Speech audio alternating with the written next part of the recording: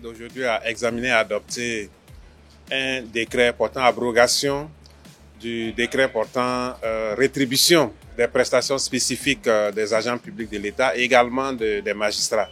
Alors il faut dire que ce décret a été pris en 2012 pour le personnel de l'administration et en 2016 pour les magistrats, pour permettre que pour des prestations spécifiques qui ne relèvent pas des attributions des agents, qu'on puisse leur accorder des rétributions pour les accompagner dans la réalisation de ces prestations.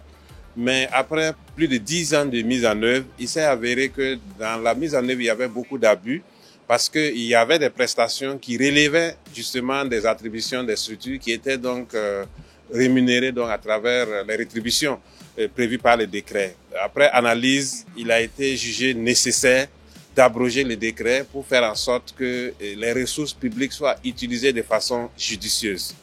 Et naturellement, l'abrogation de ces décrets peut créer quelques difficultés, notamment pour des opérations spécifiques qui peuvent être prises en compte parce qu'on a un certain nombre d'opérations qui étaient déjà prises en compte dans ce décret, notamment les formations réalisées par les agents publics, l'organisation des grands événements d'envergure nationale et également le recours à des personnes ressources hors de l'administration.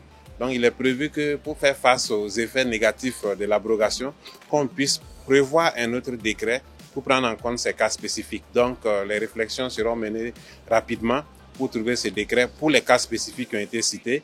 Mais actuellement, les décrets portant rétribution des agents publics, y compris celui des magistrats, est abrogé. On s'en tient à ça en attendant donc le prochain décret pour les cas spécifiques qui ont été énumérés.